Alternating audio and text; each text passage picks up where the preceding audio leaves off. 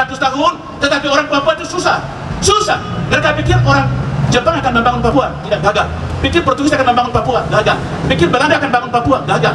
Yang kedua pikir mungkin Indonesia akan membangun Papua, gagal. Yang membangun Papua, Tuhan bilang orang Papua sendiri, kamu sendiri yang menentukan masa depan Papua. Nah, karena itu tempat ini akan menjadikan salah satu tempat bahwa tidak boleh minta sesuatu kalau membangun tanah Papua, hanya kamu yang menentukan untuk membangun tanah Papua. Amin.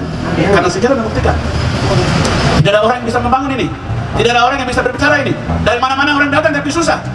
Alkitab saja susah, tapi firman Tuhan katakan bahwa orang Papua akan bangkit sendiri dan orang Papua akan membangun sendiri. Saudaraku yang dikasih oleh Tuhan kita Yesus Kristus, karena itu saya hanya titip untuk secara ini. Bapak Ibu saya selalu pikir begini, berdiri tempatnya di sini dan dari tempat ini yang dia bicara.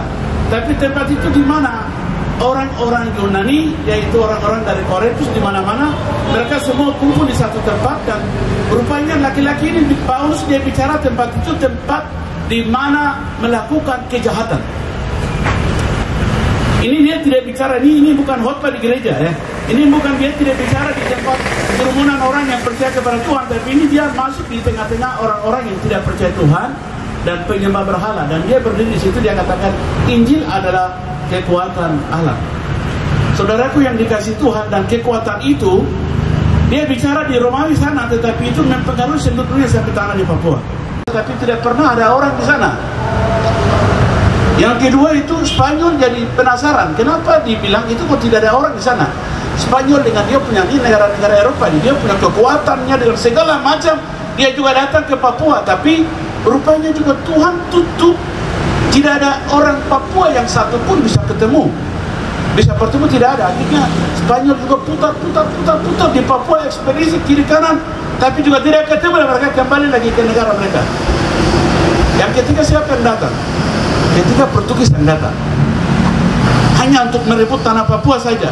Portugis masuk di tanah Papua, tetapi mereka juga keliling di tanah Papua ini, tapi juga tidak bisa ketemu. Setelah itu yang keempat, yang Bapak Ibu yang tahu, Belanda yang datang. Belanda datang di sini, dan kemudian Papua Barat, di mana dijajah oleh Belanda dan juga Portugis, kemudian Spanyol dan semua. Papua kecil dari Sorong sampai Samarai ini dikuasai oleh hampir 5 sampai 6 negara Eropa yang mereka kuasai dan ada di sini. Yang pertanyaan saya hari ini adalah, ini orang-orang negara maju yang sudah pernah datang di sini, tapi kenapa mereka tidak bisa bangun? Negara maju yang pernah masuk di sini, kenapa mereka tidak bisa membangun? Tidak bisa melakukan sesuatu. Luar biasa. Lalu rupanya Pulau Papua ini dimasukkan dalam satu museologi, lalu masukkan dalam satu pelajaran, belajar di hampir seluruh pelajaran ini di STT atau sekolah-sekolah teologi di Eropa. Di Eropa, dan salah satu mereka kasih masuk, lalu mulai belajar itu sejarah Papua. Mereka bilang negara ini pergi tidak ketemu, negara ini pergi tidak ketemu, negara ini ekspedisi tidak ketemu. Mereka bilang tidak ada. Mereka juga tidak tahu yang pulau yang Tuhan ciptakan ini orang warnanya apa, warna merah kah, warna hitam atau warna putih, itu tidak tahu juga. Rambutnya seperti apa juga, semua tidak ketemu. Mereka hanya lihat peta Papua saja, tetapi orangnya tidak bisa bertemu. Ada satu sekolah ekspedisi keluar masuk orang Eropa. Lalu mereka dua ambil keputusan begini, kalau Tuhan yang ciptakan negeri itu, Tuhan yang ciptakan pulau itu, tidak mungkin tidak ada orang di sana. Biarlah kami yang pergi, dan kami mau ingin supaya kami injak di tanah itu, lebih baik pakai atas nama Allah Bapa, Allah Anak, Allah Roh Kudus, supaya kami mau ingin tahu apa yang manusia ada di sana. Dan itu Bapak Ibu tahu, 5 Februari 1855 Otto dan Geisler.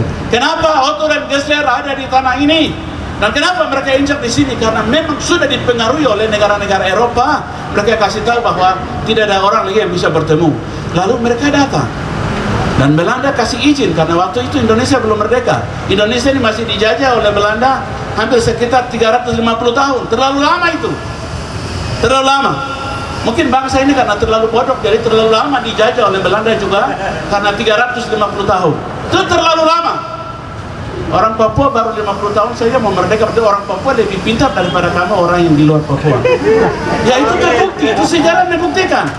Bapak Ibu sekalian yang dikasih oleh Tuhan, sejarah itu dan datang, lalu orang Belanda dikasih izin, lalu kemudian orang Otto dan Gesle itu mereka datang di Mangcinang. Yang pertanyaan saya hari ini kepada kita sekalian, mereka masuk tuh tanggal 5 Februari 1855. Mereka sampaikan Injil, firman yang sama ini. Injil kekuatan Allah, Injil kekuatan Allah. Orang Manokwari tidak ada yang terima. Ya, orang tidak ada yang mau akui itu yang mereka bawa firman itu. Sampai 100 tahun lebih, lalu mulai lagi bergeser. Akhirnya mulai sampaikan, ini orang-orang Papua susah terima Tuhan Yesus ini. Tidak bisa juga jadi penginjil ini. Mereka mulai lagi bawa berita kemana-mana ke seluruh Eropa. Sudah orang CMA Amerika lagi datang. Lalu kemudian mulai masuk lagi daerah Paniai. Itu mungkin 1935 ya, kalau 39 ya, tidak salah ya, 1939 baru mulai masuk daerah di Paniai ya. Kalau kita di orang gunung, kalau Bupati ini orang dari atas, Pak, kita orang-orang Sentani, orang Manokwari, orang Biak yang jadi guru duluan, karena memang mereka Injil duluan datang. Baru mereka mengajar kita. Kemudian setelah itu periode kedua, hampir orang Paniai semua jadi guru di mana-mana di Lapago, karena memang mereka masuk Injil duluan tahun 1939.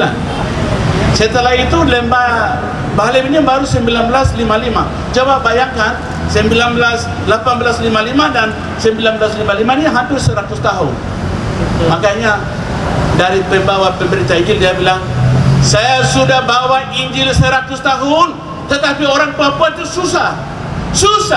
Mereka pikir orang Jepang akan membangun Papua, tidak, gagal.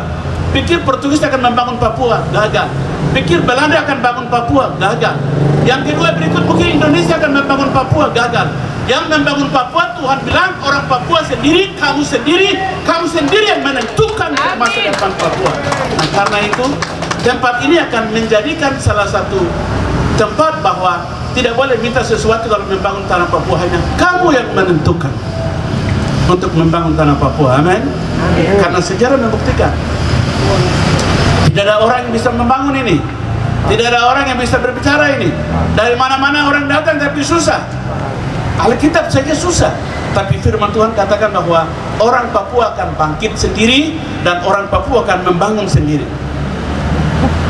Saudaraku yang dikasih oleh Tuhan kita Yesus Kristus, karena itu saya hanya titip untuk sejarah ini. Bapak Ibu, saya selalu pikir begini, hanya tinggal jalan tol. Kalau kembali ke firman, kalau mau kembali ke pakai uang lah, kembali ke kekuatan partai lah, kekuatan ini, kekuatan itu, tidak akan pernah. Tetapi kembali ke firman Tuhan. Sejarahnya membuktikan bahwa Papua bisa membangun dalam peradaban hanya karena Injil. Apalagi karena orang Lapago, coba orang-orang tua. Saya kemarin, Pak Bupati, saya ke Tolikara begini, saya bilang, ini orang-orang tua ini dulu luar biasa. Orang tua dulu itu saya bilang, mereka itu pendidikan orang pertama dan peradaban Papua, karena mereka hanya belajar, ini pakai bahasa Lani ya, mereka bilang belajar itu Alkitab, Matiut, Marakut, Lukat, Yaya, hanya pakai bahasa daerah, tetapi dia bisa jangkau orang Yahukimo, orang Kimial, orang Yali. Saya bilang kalau orang-orang itu luar biasa, hanya belajar itu saya dia ini kita hari ini tuh belak depan belakang 1-2 meter tapi tidak maju-maju. Betul. Tidak maju-maju. Mereka orang peradaban yang luar biasa. Menjadi pemimpin di tanah Papua.